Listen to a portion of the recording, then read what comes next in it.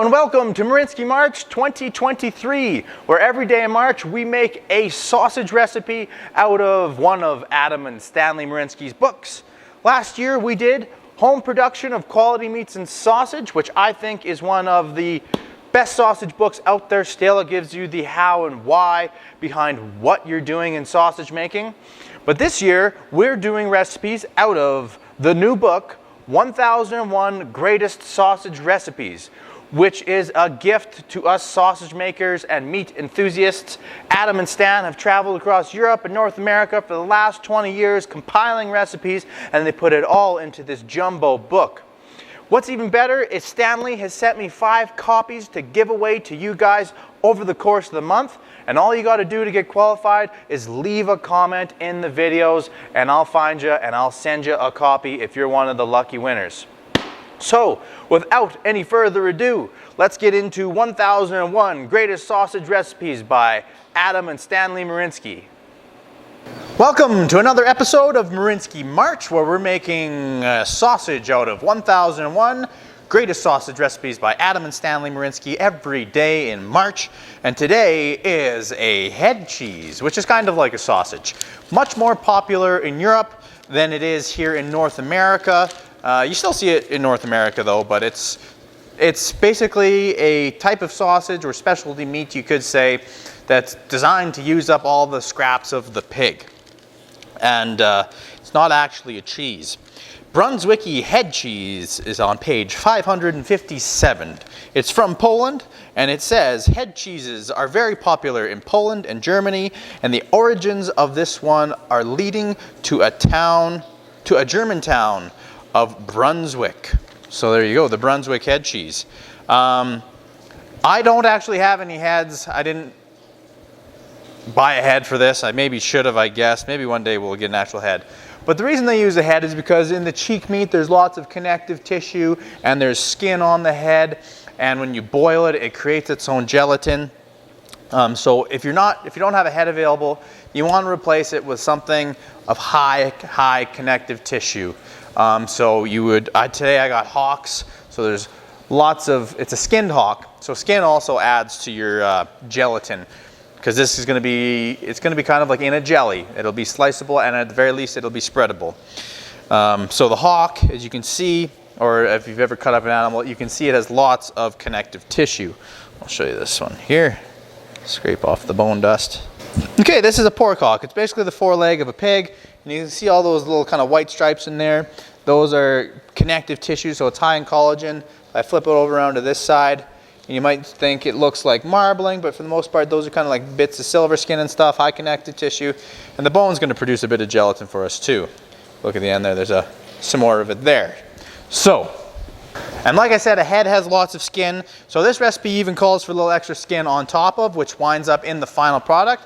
So I've just increased the amount of skin to help us get some gelatin. Also, you can purchase gelatin to add if you are concerned you're not going to get a gelable product. If you want to make sure it's sliceable for sure, just add the pre-bought gelatin. I might do that anyways. Okay, so I got everything weighed out here. I probably showed you the liver prep. Actually, I'll show it to you right now. Okay, I'm about to prepare a liver for use in sausage making. We have a pork liver here, a fresh pork liver. If you can get them fresh, they're more mild. If you end up freezing them and taking them through the freeze-thaw cycle, liver flavor does get a bit more intense. So we have a fresh pork liver, which is going to make it a little bit more mild. And like I said, we're going to prepare it for sausage making. And we're going to run it under some water for about an hour. This kind of just flushes the extra blood and iron taste out of it and makes it even more mild yet. So we'll get it under the sink and get it flushed. A cold trickle of water run over top of your pork liver for an hour like this will mild the flavor out even more. Okay, our liver has been rinsing for about an hour, and as you can see, the water is clear and the liver is much more pale now, so we've flushed out some of that strong taste. It'll make a much nicer, milder pork liver for our sausage making today. Nice editing. Okay, so the liver's soaking, and in the instructions it says cook meats except liver in a small amount of water until soft. Cooked fats until semi-soft. So I'm going to throw the skin, the meat, and the hock in there, and then in the last kind of 10-15 minutes, I'm gonna throw the fat in with it. It does call for veal, which I also couldn't get my hands on. There's no veal around me. I called 3 different suppliers, and nobody's doing baby dairy cows in around here. So I'm just gonna have to substitute pork, some nice kind of semi-fat pork. I know veal is usually quite lean, but so let's get that in the water because it's gonna take a while for it to be able to pull off the bone and shred apart. That's what we're going for. Okay, so I got a bit of a different setup here today. I borrowed this so I could cook a couple things at once. There's all our meats. I'm gonna take our fats, our nice white back fat, set it aside. I'm gonna put it in here, and we want it to be just covered because we might use some of this water as a gelatin to add to this. So pop that in there, got that skin in there. There you go. I got too much water in there right now, so I'm going to skim some off until that hock is barely covered. Pretty handy having a drain on the floor. So there we go. Now it's just barely covered. It doesn't say to add any salt or spices. We're just cooking this meat till it's really tender. So I'm gonna go ahead and throw a lid on it and come back in about an hour. You do want to check this periodically though. You don't want like a rolling boil. You just want a nice simmer. Get that connective tissue breaking down. Okay, I'm gonna add our fat to the Brunswicki here. Boiling away. You can see that bone starting to pull away from the hock, so cook that in there just for a couple minutes, and then we're gonna rip it apart. Okay, our fat's been boiling for a few minutes. Time to pull this hock out. See that meat is falling right away there. We'll rip that apart. Get our skin and chunks of fat, hunks of meat. It actually smells pretty good. Boiled pork smells yummy. Oh no, I dropped a chunk of meat.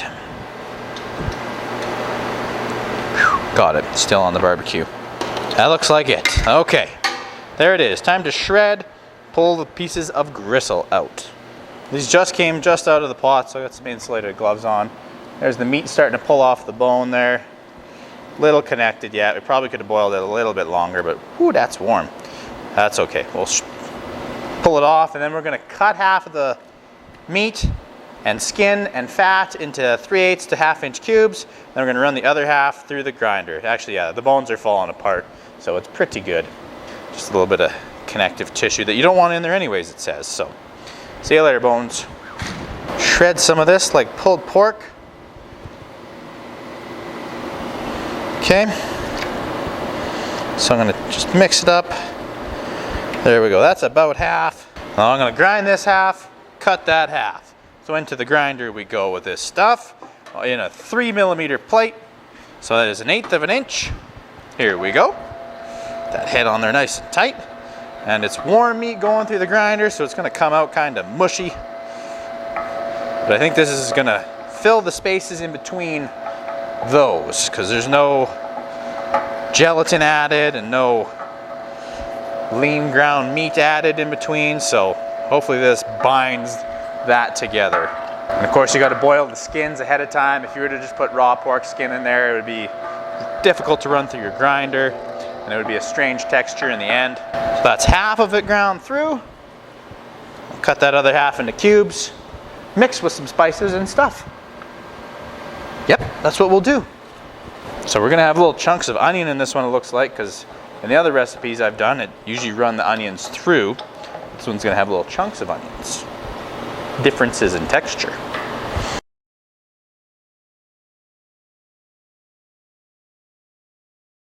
For the most part, this stuff's been cooked long enough, it basically just shreds apart with the knife. You don't even really need to use a knife probably, but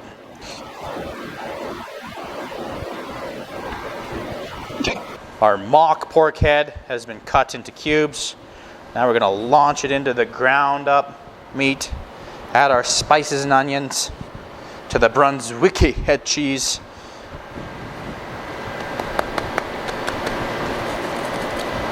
Very popular in Germany and Poland. Oh, hope that tastes as good as it smells. I bet it does.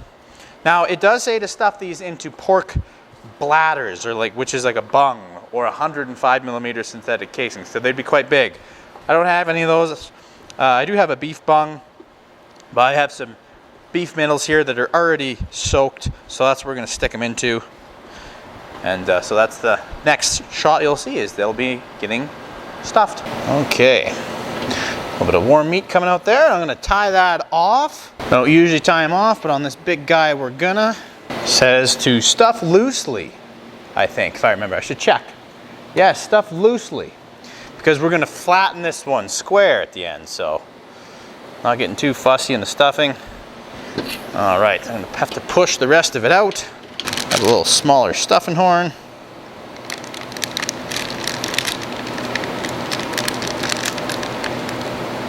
Pull this off, get the last little bit out of the stuffer here. I don't want to leave any head cheese behind. Okay, so it's stuffed pretty loosely. I'm going to tie it off, cut it, and then it'll be ready to be cooked again in our stock water. Next step, poaching. All right, it's time to cook a couple of these head cheeses, and we're going to pop in the Brunswicki Head Cheese, and I realize I've made a big mistake. Hopefully, this is it for mistakes for 2023. What did I do? Well, I walked in the cooler and I seen the liver. I forgot to add the pork liver, one of the main ingredients.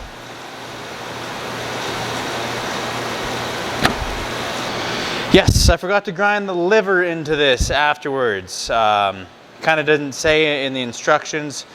They put it into all meats. So it's missing the liver, and I've got everything cleaned up already. It's the end of the day. I don't have time to re-grind it, so we're gonna cook it without the liver. It's gonna be missing a big component, but it's still gonna be, it's gonna be a liverless like head cheese. So in the water it goes. It's at 185 degrees Fahrenheit too, this water, and I checked with Red Roy from Roy Davis sent me that thermometer. So in goes our Brunswicki head cheese, loosely stuffed. It's firming up quite a lot already. Now we're going to cook it, and we'll come back and check on it. Are we cooking for temperature or time? Okay, we're going to cook it. It's at 185. I'm going to keep an eye on it because I don't want these to burst. I'm going to cook it till it hits an internal temperature of 70. Let's see what our Brunswicki one is at. I want that one. I'm going to pull that one out first. Okay, we've hit our target. The big guys are done. Out comes the Brunswicki. It feels a little soft. Okay, here's our Brunswicki head cheese the next day. I decided to kind of follow the traditional method, and I pressed it. So I just put it between two Schaefer pans with a jug of vinegar on top to weigh it down. And now it's kind of pressed. It's supposed to be in a larger bladder than this, but at least it's still square. Now I will slice into it. I'm sure we got the gel in there because there's gelatin leaked out of it all around it, so it's going to be a nice meat jelly. I have my couple pieces of toast ready to go. I'm excited for this. I don't get to make head cheeses very often. Okay, slice into it.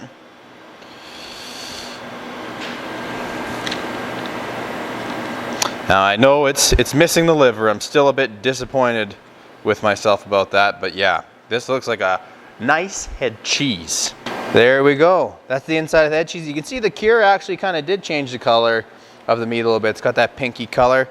But you can see there's some jelly there, and the meat's suspended in the jelly. So let's peel this casing off and have a slice and see how it tastes. Overall, looking pretty good. Now if I've done it right and I peel this casing off, it should still keep its shape. So let's see if we got enough natural gelatin formation. Yes, we do. Look, it's coming off and it's keeping its shape. So that is a good head cheese. There you go. See, it holds together good. It's all those hunks of chunks of meat are suspended in the jelly formation. Because here, this is what those guys, all the guys that cook stuff on YouTube do. Just so you know that it's toasted.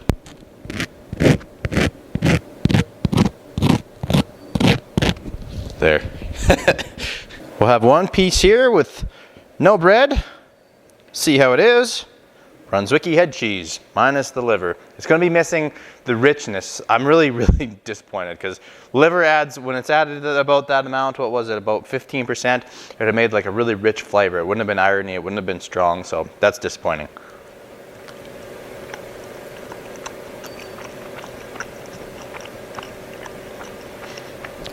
But without it, it's still a really good sausage or specialty meat.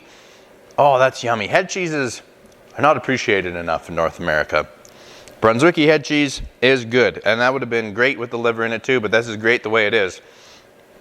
Maybe, no, that's perfect. I was gonna say maybe it's a whisker salty, but the spices all blend out perfectly. Those onions are kind of sweet in there. Bits of soft meat, bits of dense meat. Put it on toast. There we go. A little head cheese sandwich. This is my breakfast. I'm filming this at 6:30 in the morning. I could eat that a couple days a week. That's a good one. Anyways, guys, that wraps up the Brunswicki head cheese. Head cheeses, like I said, aren't so popular in North America, but they're worth making out of that scrap stuff. Beach ground pork. I hope you liked it. If you did, give it a thumbs up and subscribe. And we're going to make a recipe like this every day, all March long. Thanks for watching.